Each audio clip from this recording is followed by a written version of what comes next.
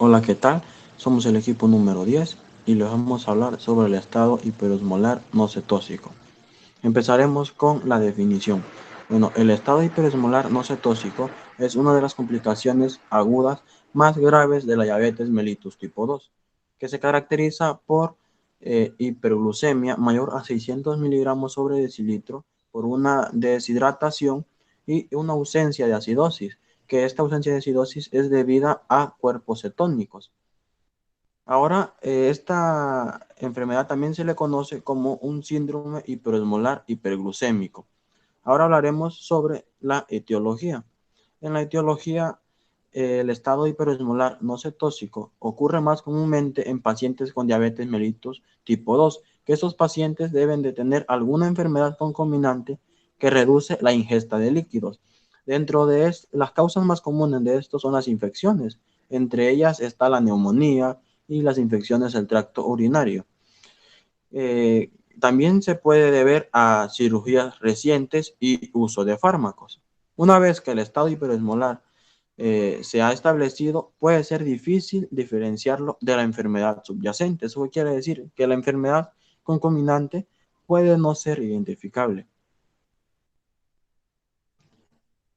Pasaremos ahora a la fisiopatología. La fisiopatología se parece mucho a la de la cetoacidosis diabética, ya que ambas ocurren por déficit de insulina, pero en esta el pilar que más importa para que se desencadene es la deshidratación. El déficit de insulina no es igual en las dos enfermedades, ya que en la diabetes mellitus tipo 1 no hay células beta que generen una insulina. En cambio, en diabetes mellitus tipo 2 hay un déficit relativo. ¿Esto qué quiere decir? Que la insulina sí se produce, pero no funciona en los tejidos. Esta diferencia es clave para entender la fisiopatología. ¿Por qué? Porque inicialmente en ambas condiciones los niveles de glucosa se elevan, pero lo que pasa después es que las células musculares, las células grasas y también el hígado van a sintetizar hormonas contrarreguladoras que aumentan los niveles de glucosa, como son el glucagón, la hormona del crecimiento, las catecolaminas. Esto hace que la glucosa comience a aumentar y que haya una glucogenólisis y una gluconeogénesis. Entonces, ¿cuál es la clave de la fisiopatología de esa enfermedad? Bueno, como ya sabemos que los ácidos grasos libres tienen que ser convertidos en el hígado en triglicéridos y VLDL a partir de una enzima, la cual es la lipoproteína lipasa sensible a la insulina. Bueno, como por ejemplo en la cetoacidosis diabética, no hay insulina, por lo tanto, esta enzima no se activa y hace que se active otra enzima que produce los cuerpos cetónicos. Pero como en esta enfermedad, en el estado hiperosmolar, sí hay insulina, esta enzima sí se activa y no produce cuerpos cetónicos. Esta diferencia es clave e importante, ya que aquí, como les digo, no se producen cuerpos cetónicos. Lo que va a pasar es que la síntesis de glucosa va a ser mucho más elevada y debido a esto, lo que predomina en este paciente es la deshidratación. Entonces, ¿qué es lo que ocurre después? Bueno, el riñón tiene que verse forzado a generar una diuresis osmótica, es decir, eliminar el exceso de glucosa mediante la orina. Esto al principio sí funciona, pero ¿qué es lo que ocurre después? Bueno, ocurre que el riñón tiene que utilizar el agua del plasma para eliminar esa glucosa. Por lo tanto, se deshidrata aún más el paciente y hace que se perpetúe la enfermedad hasta llegar a alterar los niveles de conciencia y puede dejar al paciente en un estado de coma. Es por eso que se le conoce también como el coma hiperesmolar.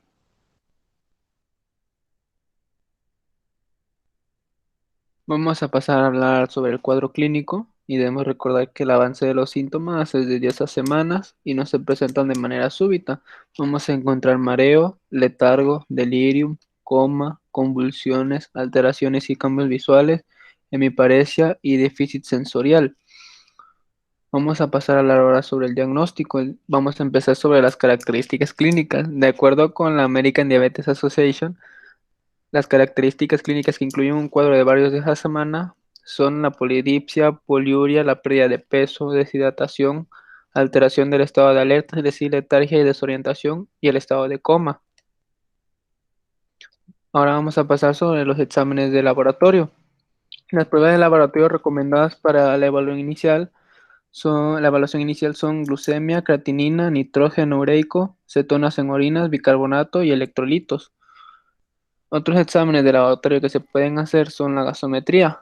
También es muy útil practicar pruebas adyuvantes en la búsqueda de factores desencadenantes de la complicación, como es la biometría hemática, el examen general de orina en busca de datos de infección de vías urinarias, el cual si sale positivo se le debe realizar un urocultivo.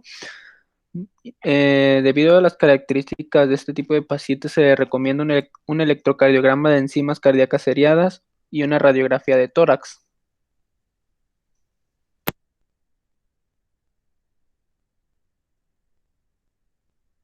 Bueno, ahora vamos a hablar un poco sobre el tratamiento. ¿Qué es lo que nosotros buscamos en el tratamiento? Primero que nada, hay que tener un buen diagnóstico, hospitalizar al paciente y buscar cuál es la causa que nos está llevando al estado hiperosmolar. Después, el tratamiento va a ir en base a la causa. Por ejemplo, si es una neumonía, vamos a dar medicamentos para ese padecimiento. Si es una infección de vías urinarias, se va a dar para ese. Vamos a tener que calcular el déficit de agua libre y reponer todo el que se haya perdido en 1 o 2 días y ver si se repone el potasio. La reposición de líquidos es el paso más importante del tratamiento. De esto va a depender que todo funcione. La reposición se va a hacer de la siguiente manera: de 1 a 3 litros de solución salina al 0.9% en las primeras 2 a 3 horas. Si el paciente se estabiliza hemodinámicamente, vamos a pasar a una solución salina de 0.45 y después a una dextrox en agua. Para el cálculo del déficit de agua, vamos a hacerlo en base a los niveles de sodio plasmático, según la siguiente fórmula, donde tenemos que el agua corporal ideal, el cual va a ser el 60% del peso basal, multiplicada por el sodio ideal, que son 140 miliequivalentes por litro, debe ser igual al agua actual por el sodio actual. Otro tratamiento sería la insulina, ya sea cristalina, la cual administraremos 0.1 unidades por kilogramos de vía intravenosa o 0.3 si es intramuscular. Después, 0.1 unidades por kilogramos a la hora si no hay una respuesta dentro de las 2 o 4 horas. Y cuando hay una tolerancia oral, se va a cambiar al esquema subcutáneo de la insulina.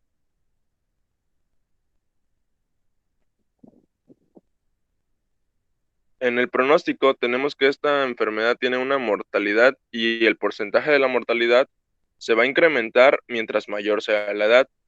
Tenemos aquí unos ejemplos, que tenemos una mortalidad del 10% en pacientes menores de 75 años, del 19% en pacientes de 75 a 84 años y de un 35% en mayores de 85 años de edad. También es mayor la mortalidad conforme mayor sea la osmolaridad efectiva. Tenemos una mortalidad del 7% cuando esta es menor a 350 miliosmoles por litro, del 14% si es de 350 a 374, del 32% entre 375 y 399, y de 37% si esta es mayor a 400 miliosmoles por litro. La mortalidad es temprana si se presenta en las primeras 72 horas o tardía cuando acontece después de este periodo. Bien, ahora vamos a pasar al caso clínico. Se presenta paciente de sexo femenino de 65 años de edad que ingresa al servicio de urgencia por deterioro del nivel de conciencia. La hija refiere que el cuadro clínico inició hace 48 horas, caracterizado por náuseas más vómitos acuosos y abundantes en 3 ocasiones, lo que se acompaña posteriormente de la pérdida del conocimiento, motivo por el cual es trasladada al hospital. Como antecedentes personales patológicos, refiere hipertensión arterial desde hace 13 años, controlada con enalapril, diabetes mellitus tipo 2, de 13 años de evolución, controlada inicialmente con glibenclamida, y en los últimos 4 meses controlada con insulina irregularmente. Tumor cerebral benigno, síndrome ansioso controlado con clonazepam, y TU a repetición. Esto último refiere a una infección urinaria que ocurre en 2 o más ocasiones durante 6 meses. Al examen físico, la paciente se encontraba afebril estupurosa, pálida, pupilas isocóricas reactivas, párpados cerrados con reflejo corneal conservado, reflejo oculocefálico normal las mucosas secas con evidentes signos de deshidratación severa, ruidos cardíacos taquicárdicos, choque en punta en sexto espacio intercostal fuera de la línea medioclavicular, con un pulso rápido y débil, taquipnea, campos pulmonares hipoventilados. Presentaba también el abdomen blando, de percible, discreto dolor, con ruidos hidroaéreos presentes y sin megalias, con reflejos osteotendinosos normales, fuerza muscular disminuida, respuesta al dolor, abre los ojos al dolor. Presentó una puntuación de 10 en la escala de Glasgow, o sea, moderada. Presentaba también signo de pliegue positivo, esto debido a la deshidratación, y tenía una presión arterial de 100/54.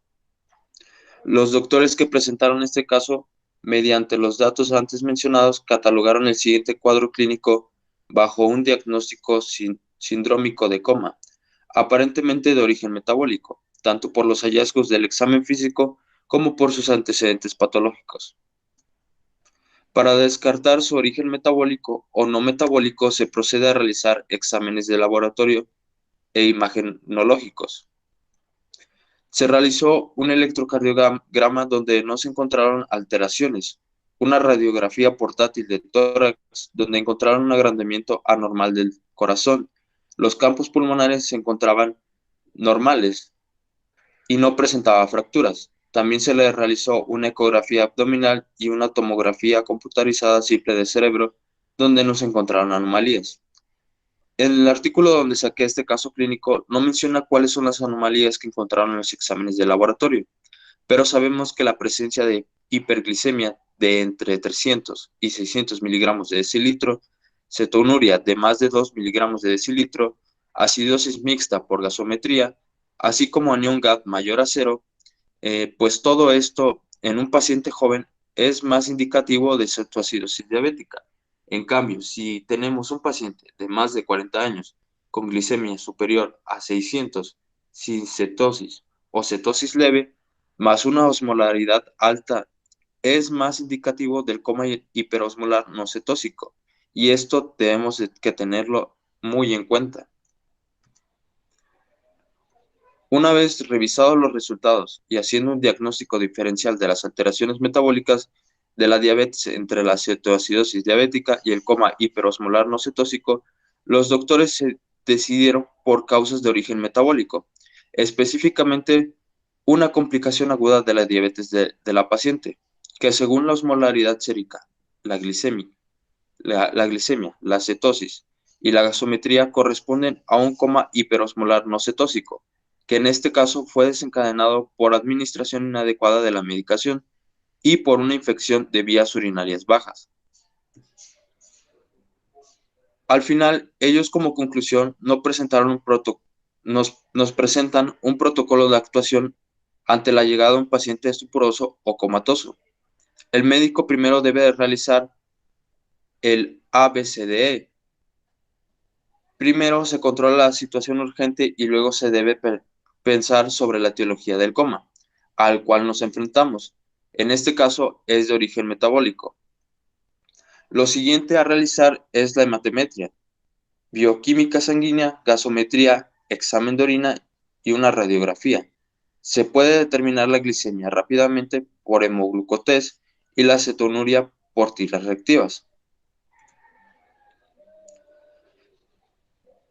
Como una vez diagnosticado el tipo de coma hiperglicémico, se comienza la terapéutica con 3 pilares fundamentales, que son la reposición hídrica, la reposición electrolítica y la insulinoterapia. Aquí a la derecha se muestra el protocolo de actuación en un coma diabético que presentaron en este caso clínico. Y bueno, pasamos al tratamiento. Como les mencionaba, ellos presentaron un protocolo de actuación ante un coma diabético y no presentaron un tratamiento como tal para esta paciente. Mas, sin embargo, en este protocolo se menciona el tratamiento que debe llevar un coma hiperosmolar no cetósico, el cual mencionaré a continuación. Primero, se debe de administrar cristaloides para reducir el volumen intravascular, la hemodinamia y la perfusión renal. Por ejemplo, 1 litro la primera hora y luego 250 a 500 según su necesidad. En el segundo paso vamos a hacer la corrección de sodio y otros electrolitos. Posteriormente, debemos usar soluciones con menos cloruros para evitar la acidosis hiperclorémica. Como cuarto paso, debemos de mantener la diuresis de 1 a 3 mililitros por kilogramo por hora. Y por último, debemos de vigilar los parámetros hemodinámicos según se requieran. Y bueno, eso sería todo. Muchas gracias. Esta sería la bibliografía que ocupamos.